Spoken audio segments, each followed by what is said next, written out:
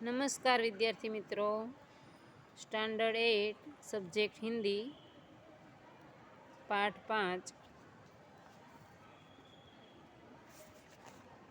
સવાલ બાલ મન કે જવાબ ડૉક્ટર કલામ કે. એમાં આપણે 2 વિડીયો તમને મોકલી દીધો છે. આટલે સુધી આપણે કરી લીધેલું છે અને હવે આગળ જોઈએ. પેજ નંબર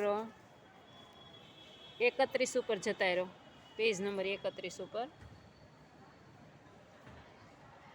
31 ઉપર આપણે આવ્યા છીએ. પ્રશ્ન કરતા એસ કાર્તિક, कक्षा 12, अमर ज्योति इंग्लिश स्कूल बेंगलुरु से. प्रश्न है, कई छात्रों के बड़े बड़े लक्ष्य होते हैं पर आर्थिक तथा अन्य समस्याओं के कारण वे इन्हें प्राप्त नहीं कर पाते हैं.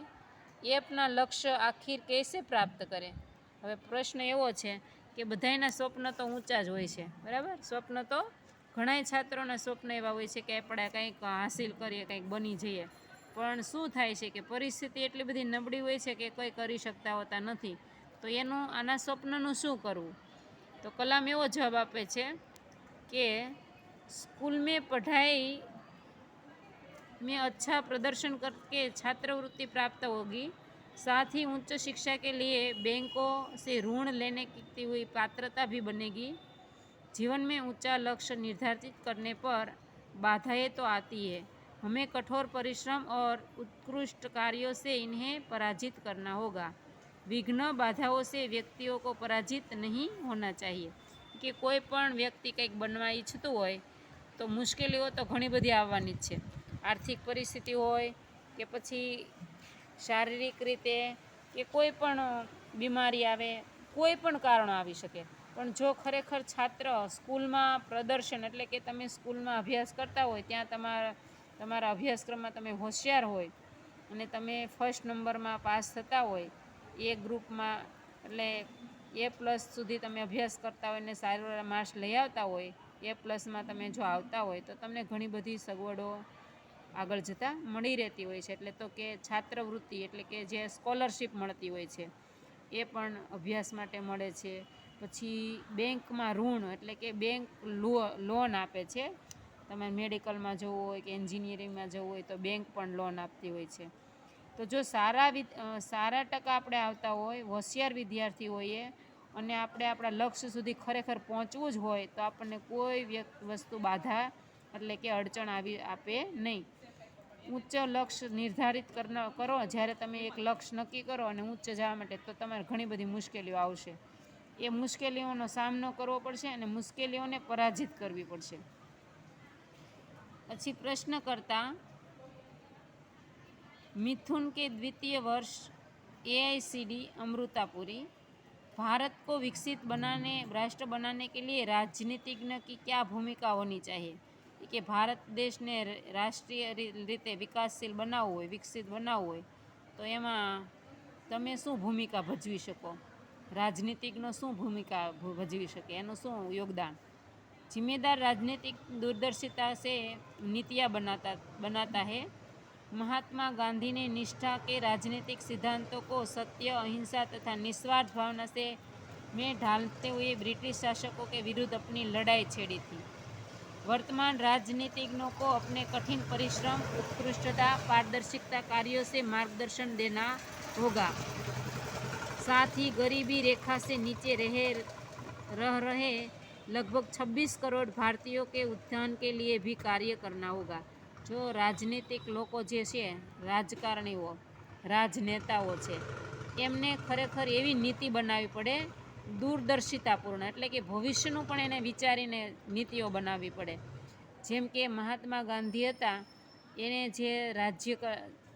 જ્યારે રાષ્ટ્રપતિ લેવલે રાજનીતિક જે સિદ્ધાંતો આપેલા, સત્ય, અહિંસા અને નિસ્વાર્થ ભાવના, એવી જ રીતે એને બ્રિટિશરો સામે વિરોધ કર્યો હતો અને લડાઈઓ છેડી હતી.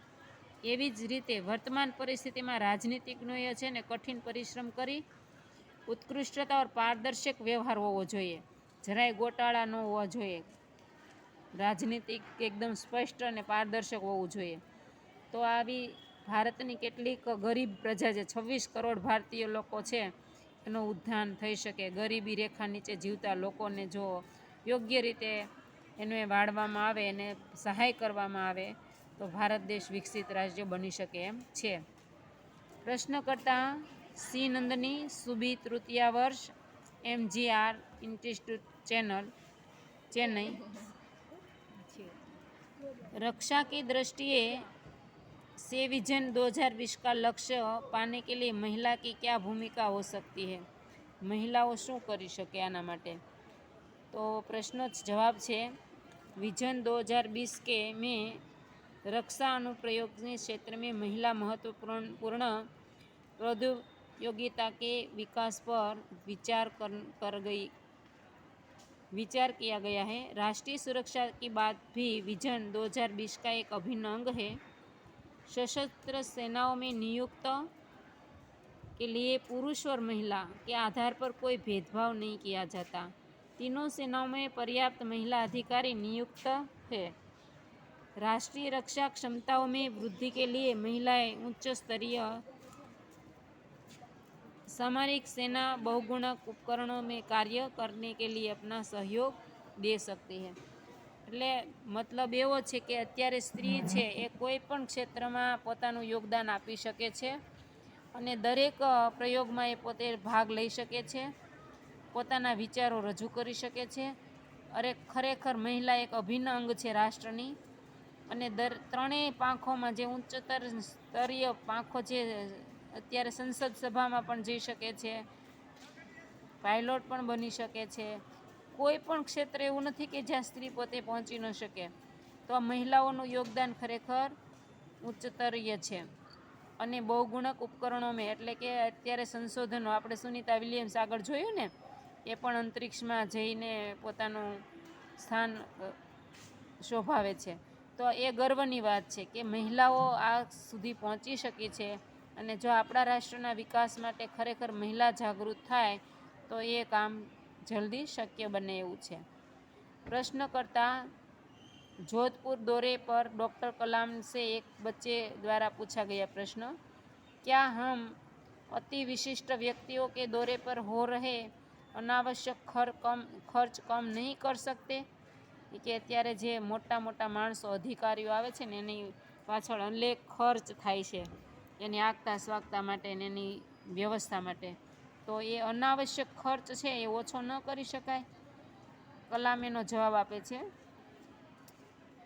तुमने इस मंच पर एक बड़ी सी कुर्सी देखी होगी, वह कुर्सी अब यहाँ नहीं है। ठीक ऐसे ही अनुत्पादक चीज़ों पर हो रहे अनावश्यक खर्च भविष्य में नहीं होंगे।